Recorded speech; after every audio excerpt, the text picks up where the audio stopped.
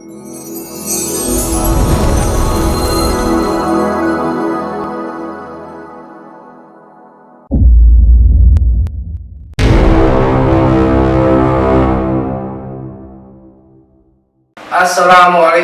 warahmatullahi wabarakatuh.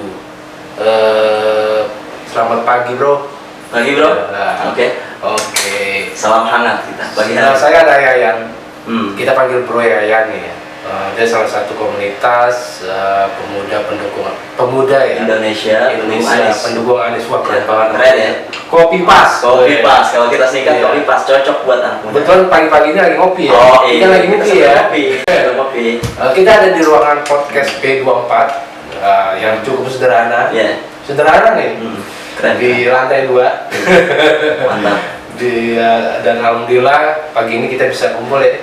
Bisa ketemu ya. Kita mau bicarain tentang peran atau keterlibatan kelompok milenial nih. Iya.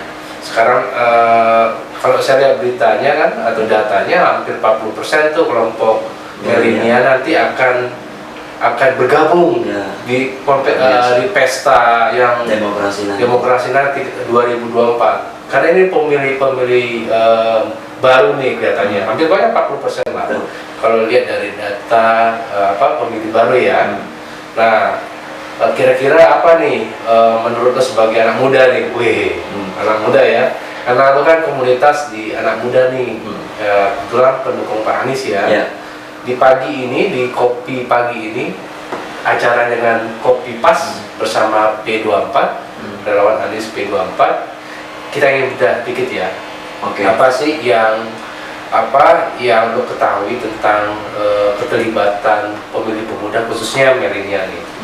Bisa lo kenalin tuh sama pemirsa? Halo. Ya, nama gue Yayan Rahmat Esos, itu salah satu ketua umum dari Kopi Pas, komunitas pendukung pemuda Indonesia pendukung Anies.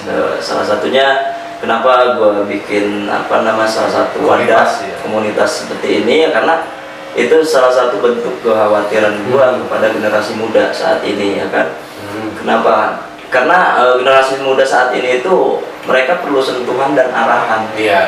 Apalagi kita yang khawatirnya ini adalah ketika ada teknologi baru, mereka kebanyakan dibuat secara negatif. Maka dari itu ya, gue punya gagasan-gagasan atau ide-ide yang sifatnya membangun pemuda-pemudi Indonesia untuk ke arah Indonesia lebih maju, lebih baik. Ya. Dan begitu juga kenapa gue bisa sampai cinta dengan Pak Anies, karena harapan kita sebagai generasi muda itu adalah Pak Anies. Beliau ini sosok muda, sosok panutan yang mempunyai banyak inspirasi, yang mempunyai banyak prestasi. Yang itu yang akan kita contoh dari. Udah jelas ya. Udah jelas kan. Sebagai karya-karyanya yang kita rasakan selama beliau menjabat di Jakarta 5 tahun ini itu berasa sekali. Dari segi ekonomi, segi pendidikan, segi infrastruktur, itu semua tertata dengan baik. Banyak anak muda dilibatkan di programnya dia ya? Ya, begitu pula anak muda. Justru beliau ini sosok perangkul gitu. Kalau menurut gue sih, gue lihat sangat pemerhati banget gitu pada anak-anak muda. Karena apa? Harapan bangsa itu anak muda. Iya, betul. Betul nggak? Secara survei 55% se-Indonesia, generasi muda ini itu sangat banyak sekali untuk berkolaborasi dengan satu kegiatan-kegiatan yang mungkin oleh salah satu pemerintahan kita ini belum tersentuh dengan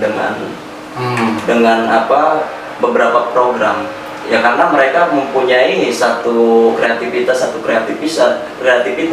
itu yang tidak terlihat, tidak tersalurkan, tidak mempunyai wadah. Maka dari itu gue sebagai wakil dari para pemuda se-Indonesia. Oh iya, tadi menarik tuh terkait dengan kelompok baru dan kelompok milenial ini harusnya diarahkan nih.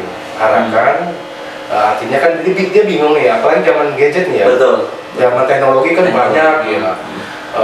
Mereka diinduksi dengan hal-hal yang negatif, bahkan yang dikatakan hoax deh. Hoax bisa menjadi pembenaran dia. Terus bagaimana langkah teman-teman Kopi Pas melakukan advokasi lah pada kelompok milenial nih untuk Pak Anies nih? Kalau strategi gue sendiri gitu kan, gue punya strategi adalah ketika nanti Pak Anies menjadi presiden gitu ya di 2024-2029 itu kita pingin sekali Pak Anies ini menyiapkan suatu wadah untuk menampung para generasi muda ini, milenial iya milenial, generasi muda ini secara mempunyai kreativitas yang tidak tersalurkan, kita persiapkan wadahnya gitu. Ya, jadi kita buat ruang gitu, ruang jadi, khusus untuk milenial ya, supaya mereka ini berkreasi. Iya. Karena apa? Kreasi dan kreativitas anak muda itu saat ini sangat sekali akan membantu pada paradigma negara kita yang saat terlihat apa sih anak muda ini tidak diperhatikan gitu kan. Secara konstituen dari pemerintah juga harapan kita itu adalah buatlah satu program-program khusus yang terutama untuk meningkatkan daya pikir anak-anak muda ini supaya mengarah ke hal yang lebih positif. Ya, pemerintah ini perlu sekali gitu kan saat ini yang memperhatikan kita sebagai generasi muda itu untuk membuat program-program khusus agar supaya milenial ya, khusus milenial itu bikin tempat tongkrongan yang positif, ya, seperti itu. Kemarin fashion show nggak Citayam? Betul, itu salah satu adalah bagus ya. Sekali gitu kan. Hanya tinggal ditata aja kali ya, ditata yang baik, terus sehingga dia juga ikutin juga dasar-dasar nilai culture daerah.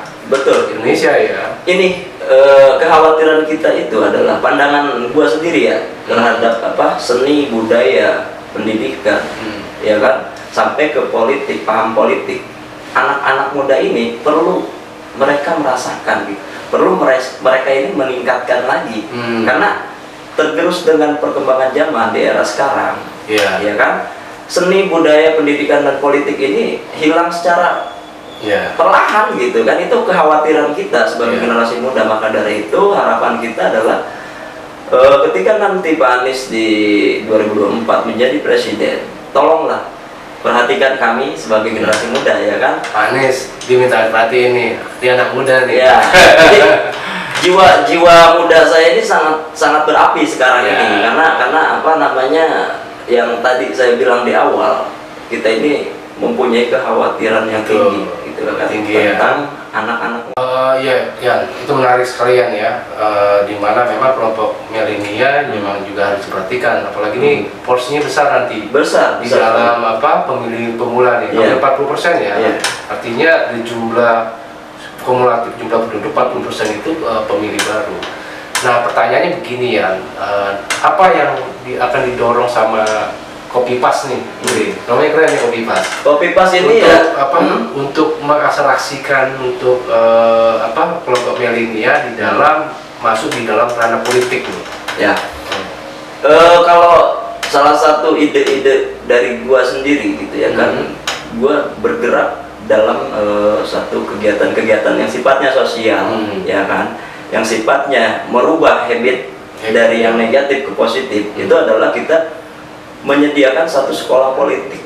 Sekolah politik untuk anak-anak muda. Anak muda ya. Ya. Tujuannya adalah supaya kita bisa menyentuh mereka agar mereka bisa paham akan politik. Karena tujuan bangsa ini tanpa ada anak-anak muda. Dulu zaman kita kolonial Belanda pun ya kan. Penggagas kemerdekaan juga. Sumpah Pemuda juga anak muda itu banyak kan dari anak muda. Kalau anak muda ada gerakan orang tua ya. Iya, Sumpah Pemuda orang tua. Gerakan Sumpah Pemuda ada kan itu. Iya, kalau gerakan Sumpah Pemuda orang tua ada. Nah, maka dari itu kita bangun lagi itu. Habitnya ya. Habit yang sudah lama terbentuk, sudah lama berjalan. Seiring berjalannya waktu sekarang itu hilang secara perlahan-lahan. Kesadaran anak-anak muda sekarang itu tidak sampai ke arah sana gitu. Nah itu harapan gua bisa kita buatkanlah semacam sekolah politik gratis. Kita demi membantu juga. Keren tuh kalau membuat sekolah politik untuk anak milenial ya. Ya itu salah satu yang apa terobosan yang bagaimana baik, memberikan edukasi pendidikan politik yang benar sehingga dia akan matang ketika dia nanti dewasa dan menjadi tua. Iya, betul. Nggak ada lagi kita bilang politisi yang kampret. Itu dia. Inilah situ, itulah. ya. Nah, artinya sudah dia akan lebih matang nanti ke depannya ya. Kalau dipersiapkan dari awal ini ya. Dini gitu kan. Ya menarik tuh kalau kita buat pendidikan politik ya. Oke, di akhir sesi apa harapan lo untuk komunitas pemuda Indonesia Anies Baswedan? Harapan gua sih ke Pak Anies sendiri itu adalah Pak Anies bisa melihat terus mendengarkan aspirasi-aspirasi dari anak-anak muda ya kan, ketika anak-anak muda ini ingin berkembang, ingin menyalurkan segala sesuatu tentang kemajuan bangsa, ada ruang kreativitas. Ya, ada ruang khusus untuk anak muda. Betul. Jadi buatkanlah Pak Anies kita harapan ini sebagai wadah yang menaungi pemuda-pemudi Indonesia itu kan untuk mengarah kepada pandangan-pandangan mereka ke arah yang positif gitu kan. Dalam arti kita memberikan satu wadah komunitas atau organisasi yang sifatnya tentang keanak mudaan gitu kan. Nah, di sana kita bisa edukasi. Pak Anies ini kan sosok yang pernah menjabat sebagai Mendikbud pada saat zamannya sebagai menteri, apalagi beliau pasti lebih paham terkait urusan anak muda ya, anak-anak muda yang beliau punya suatu gagasan-gagasan atau karya, tolong terapkan di kita. Oke, tadi kita sudah hampir 15 menit ya. Kita mentandem anak muda. Depannya nanti kita mau tandem bagaimana menciptakan ruang politik untuk yang profesional untuk anak muda ya. Mudah-mudahan di channel ini ngopi pagi kita ini bisa membawa inspirasi aura yang positif positif untuk anak muda ke depan ya. Dan berharap Pak Anies juga memikirkan tuh tempelkanlah sisi program nanti sharing ilmu lah gitu. Ditempelkanlah rencana strategisnya nanti khusus untuk anak muda. Dan mudah-mudahan bisa menjadi terobosan yang baik ya untuk misi programnya Pak Anies ke depannya. Mungkin itu aja. Thank you bro. Oke bro. Thank you. Makasih sudah di ruang podcast yang sederhana. Luar biasa ya. Keren. Dan enak ngopinya. Udah di luar hujan. Ada kopi. Pas banget ya. Sesuai tema kita, kopi pas. Kebetulan memang komunitasnya namanya Kopi Pas ya. Ada kopi lagi ya kan. Oke, itu aja. Terima kasih. Mudah-mudahan diskusi ini membawa berkah dan motivasi dan terobosan untuk bagaimana mengemas sebuah pendidikan dan ruang untuk anak muda ya di dalam ranah politik. Akhir kala dari saya Abdurrahman, saya yang Rahmat. Saya ucapkan mundur. Assalamualaikum warahmatullahi wabarakatuh.